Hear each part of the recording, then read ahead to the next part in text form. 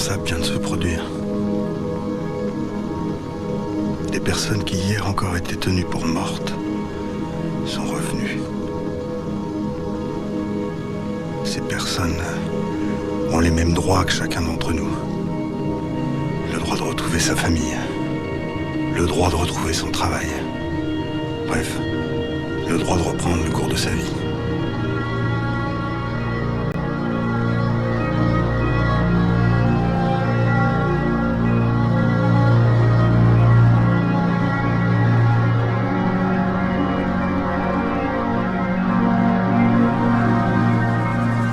Il m'a beaucoup parlé de vous aussi.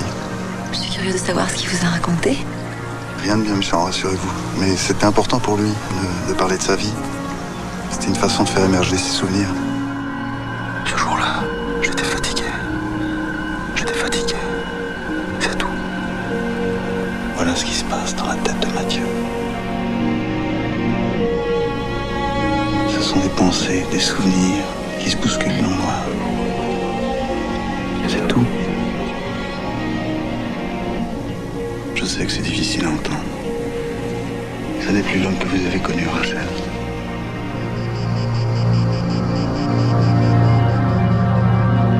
Today, I am going to explain a French horror drama film called They Came Back. Spoilers ahead, watch out, and take care. The movie begins in an anonymous French town, where one day, a crowd of revived dead people walk out of the cemetery unexplained. They calmly stream down the road in a silent procession, while the bystanders watch in astonishment.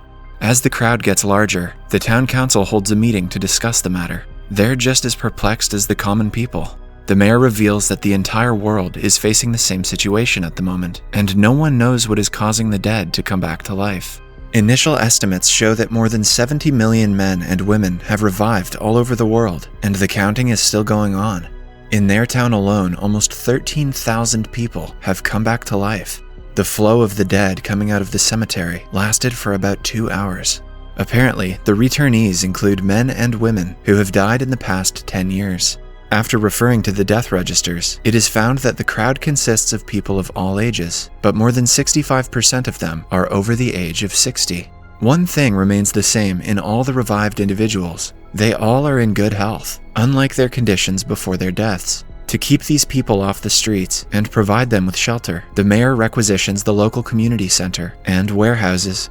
He says that it is vital to keep all the returnees together, to identify them and send them back to their families, because they are now the citizens of the nation and deserve rights. The committee together estimates that they have to keep the returnees in such facilities for 3 to 6 months, and dismisses the meeting.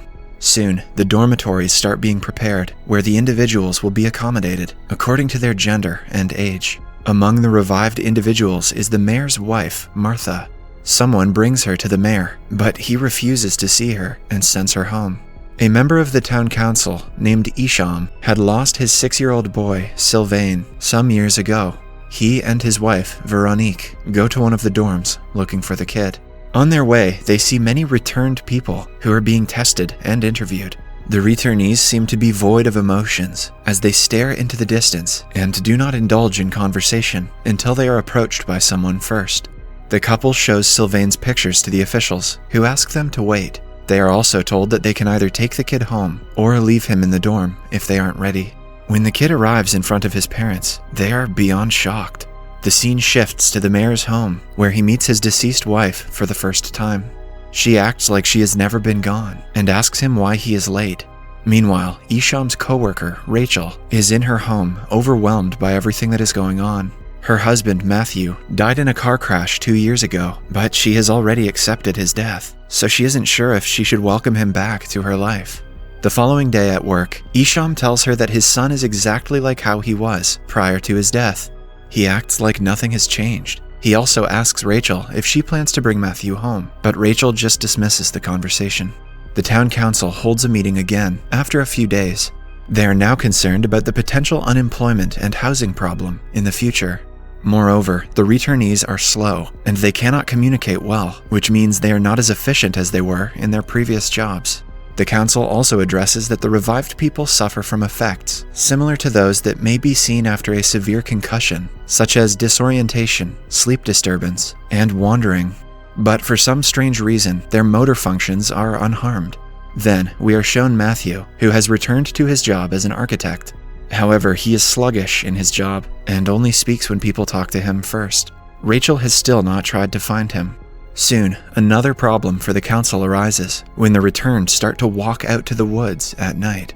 Researchers believe that they might be trying to look for a familiar place, or it could just be a response to the traumatic experience of dying. To solve this problem, a doctor named Gardet develops a sedative that only works on the returned. He also trains the security guard at the dorm on how to stop them from wandering off to the woods. While observing the sleeping revived people, he notices Matthew dressing up and walking out. The security guard claims that he does this every night and goes to his work. The doctor finds this strange and follows Matthew to his work. There, he sees a group of returned people having a meeting. According to the watchman, they do this every day. One day, Rachel is returning home from work when she notices Matthew following her. The two do not talk and simply make their way home. Dr. Gardet, who has been observing Matthew's behavior, follows them. Rachel is still not comfortable being around her husband, so she goes to her room, claiming that she has to rest. At the mayor's home, he organizes a party to reintroduce Martha to the family members. However, in between the dinner, she stops talking and walks away towards the woods. Her caretaker says that she has been walking around the yard the entire day. The mayor follows his wife and tries to bring her back to the table, but she continues walking without any explanation. Meanwhile, at night, Rachel approaches Matthew and starts a conversation. She eventually kisses him, hopefully after asking if he's brushed his teeth, and the two end up having intercourse in the living room, while the doctor spies on them through the window. This man is a true scientist. In the next council meeting, a lady brings up the fact that the revived people have body temperature lower than a normal person. Because of this, they are picked up by thermal cameras as whitish figures.